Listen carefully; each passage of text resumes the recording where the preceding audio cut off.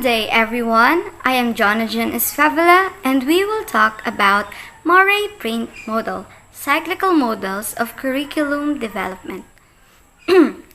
Murray Print published his model in his book Curriculum Development and Design in 1988. His model prescribes a useful and easy to understand process in developing the curriculum. This model revolves around this order with the following phases and the following procedures. It revolves in three phases.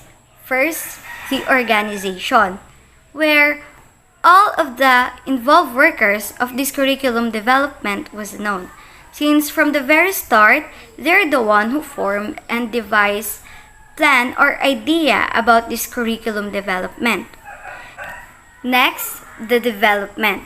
In this part, they start to process developing the curriculum through this cyclical process that starts with situational analysis, aims, goals, objectives, followed by content, learning activities, and instructional evaluation. And the last phase is the application.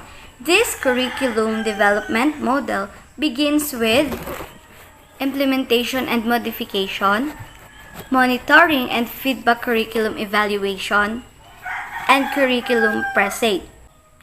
This model provides an organized and continuous curriculum development process.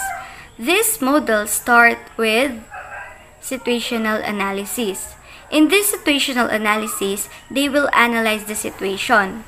They will know how the conditions affecting the organizations, which it gives knowledge to determine or to identify the opportunities and challenges to the things they will do. And it will also, and this observation will be placed and applied also in the plan. Next is the aims, goals, and objectives.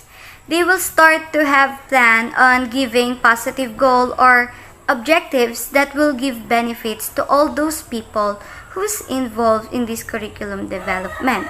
Next is the content. It is the subject matter of teaching and learning process and the knowledge that will be given to the learners to achieve the learnings. Next is the learning activities. It offers to the learners, designed by the teacher to achieve the conditions in learning. Next is the evaluation, whereas the instruction presented by teachers are evaluate if it's achieved or not.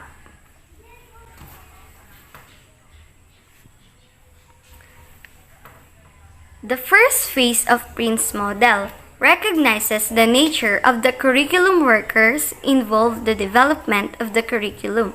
Accordingly, in this phase, it is important to pose the following question that may influence curriculum development. Number 1. Who are involved in this curriculum development, and what, if anything, do they represent? Number 2. What conceptions of curriculum do they bring with them? And number 3. What underlying forces or foundations have influenced the developer's thinking? In phase 1, useful to understand to achieve the curriculum. It also identifies the basic inherent features of curriculum operative. In curriculum, they were organized, and curriculum workers are those who want they to portray.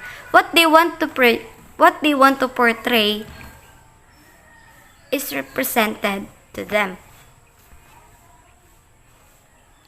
Second phase of Print's model. The mentioned earlier. In this model is the task of developing the curriculum. The procedure is cyclical, which begins with a situational analysis and continues with the aims, goals, and objectives, content, learning activities, and instructional evaluation, and then continuing again to the situational analysis. To the third phase of Print's model, may we call Mr. John Kevin P. Remo. And now, let's proceed to the third phase of the French model. So, ano nga ba yung third phase ng French model? So, it includes the actual application that incorporates the three major activities. So, it includes the actual application, no? So, applications for the developments of the curriculums on the French model. So, that incorporates with the three major activities. So, what is the three major activities? Ano nga ba yung three major activities na to?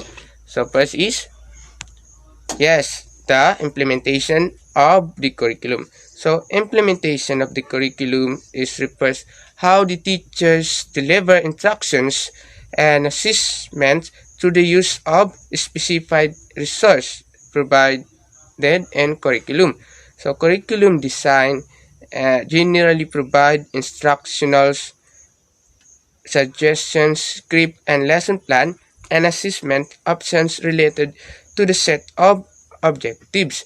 So, yun, yung when we implement the curriculum. So, the second major activities is monitoring of and feedback from the curriculum. So monitorings of the curriculums is the process of gathering information, evaluating the effectiveness, right, diba, of the curriculums, and ensuring that the intended and implemented and attend the curricula are aligned. So yun, within our monitoring and feedback with the curriculums. So, and the third major activities is the provisions of feedbacks data to the presage group. Now, let's proceed to the principle. It's also prescriptive, the rationals and the models start with identifying aims, goals, and objectives. So, yun. So, dito, inaalam or piniprescribe or prescriptive yung mga rationals, yung models kung ano yung mga layunin ng isang o sa isang curriculum, sa paggawa ng isang curriculum, no? So, it also embrace the principle of cyclical. So, we are familiar with the cyclical and dynamics model. So, ini-embrace niya rin yung ng French models yung mga yung cyclical and dynamics models at yung kanyang procedures sa paggawa ng curriculum and the curriculum's development, no?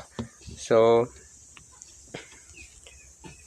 it also recognize myriad of curriculums, conceptions, and ideas. So, maraming curriculum, conceptions, maraming ideas ng iba't ibang curriculum workers na ginagamit nila sa paggawa na o pagdevelop ng isang curriculum, no? Yung mga ideas sa paggawa ng mahalagang curricular at na-influence 'yon sa kanilang kahalagan o pagkahalaga ng paggawa ng curricular decision. So, these models can be used in level of curriculum's development. So, in the local, college-wide, or the national. So, hence, it is very practical to apply these models in the Philippines. So, practical to apply pala yung print models and its procedure dito sa atin sa college sa mga kolehiyo ng Pilipinas. So, ginagamit din pala ni practical to apply din naman to sa every universities here in Philippines. Yung French models and curriculums development, no? So, the curriculum precedes. So, it's described the process of curriculum's development on a macro level. So, inilalarawan dito yung mga proseso ng pag-develop ng isang curriculum sa macro level. So, when si macro level is study of the globalizations that examine the interrelationship between the nations and would be example of the macro studies. So, yun. However, is the it's not clear where the philosophy of institutions and philosophy of the curriculum will come into play. So hindi clear yung hindi clear where the philosophy and institution of philosophy will come into play. So when we see curriculum presage is these papers is examines the concept of curriculum presage, suggests the reason for the inclusion of approach to the models of curriculum development. So when we say presage of or the curriculum presage is be a sign or the warning that something, typically something bad, will happen. So dito inuhulaan natin kung ano yung mga possible na mangyari or possible na happen to the curriculum's development. So furthermore, Print models should establish the stronger link between the curriculum presage and situational analysis. So dito, there's the possible strengths when the models should establish stronger link, no, between the curriculum presage and situational analysis. And now let's proceed to the models give impression that the curriculum presage has no direct effect or relationship with the situational analysis. So these possible weaknesses that comes when the curriculums has no direct effect to the relation of situational analysis, no. So it's a part of curriculum's analysis since the various curriculum worker are also part of the context environment and curriculum. So now I will give the possible weaknesses and strengths when the curriculums are developed. So the weaknesses is from what I discussed on the French models have strengths incomes and weaknesses incomes for their development, no. So unclear where the philosophy of institutions and philosophy of curriculum will come into play. So yun. So hindi malinaw na kung yung philosophy of institution and philosophy of curriculum will come into play. So this is one of the possible weaknesses, just like what I said, no, different models of making a curriculum's development. And now let's see the strengths of the curriculums, no. So the strengths of French model curriculum and curriculum. So presage, so sequential and logical approach curriculum development. So yun yung possible strengths niya ng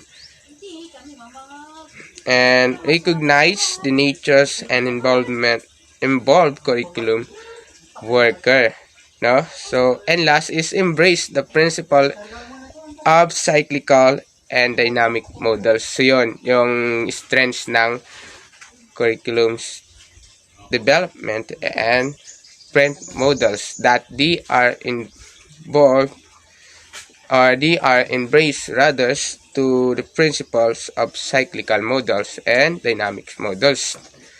So yun. And now we will proceed to our next presenters, Miss Clarice Dalabahan. So let's proceed. Gallin-Saylor and William Alexander Curriculum Model. Gallin-Saylor and William Alexander 1974 viewed curriculum development as consisting of 4 steps. Curriculum is a plan for providing sets of learning competencies to achieve broad educational goals and related specific objectives for an identifiable population served by a single goal enter. This is the first steps of the model. First is identification of goals, objectives, and domain. The second is curriculum designing. Third, curriculum and implementation. And the fourth is curriculum evaluation. Cyclical model of curriculum development. What is cyclical model of curriculum development? The cyclical models prescribe a cyclical or continuous process of curriculum development. It is usually start with situational analysis that serve as the basis for all the succeeding process. Cyclical models view elements of curriculum as interrelated and interdependent. So basically, this model are extension of um, rational models in that they are essential, logical, and sequential in approach. In in the cyclical models, curriculum is a continuous cycle responding to the changes within education where any new information or practice will bring changes. Proceed cyclical model of curriculum development. What is cyclical model of curriculum development? The cyclical models prescribe a cyclical or continuous process of curriculum development. It is usually start with situational analysis that serve as the basis for all the succeeding process. Cyclical models views elements of curriculum as interrelated and interdependent. Basically, these models are extension of rational models in that they are essentially logical and uh, sequential in approach. Um, in the cyclical models, curriculum is continuous cycle responding the changes with education where any new information or practice will bring changes. Audrey Nichols and Howard Nichols model for curriculum development. So, si Audrey Nichols and Howard Nichols, sila yung nakadevelop ng cyclical model for curriculum development noong 1978. The model emphasized the cyclical nature of curriculum development. According to the proponents of this model, curriculum development is continuous process. So yun na nga po yung nababanggit doon kanina sa diniscuss ko is yung model for curriculum development o yung curriculum development is continuous process. This is Nichols and Nichols curriculum development model. Situational analysis, selection of objectives, selection and organization of content, selection and organization of methods, evaluation. As shown in figure 7, the model prescribes 5 logical and interdependent stages that are in continuous curriculum development process. The model starts with a situational analysis in which curricular decisions are made, followed by the selection of objectives and the other succeeding phases.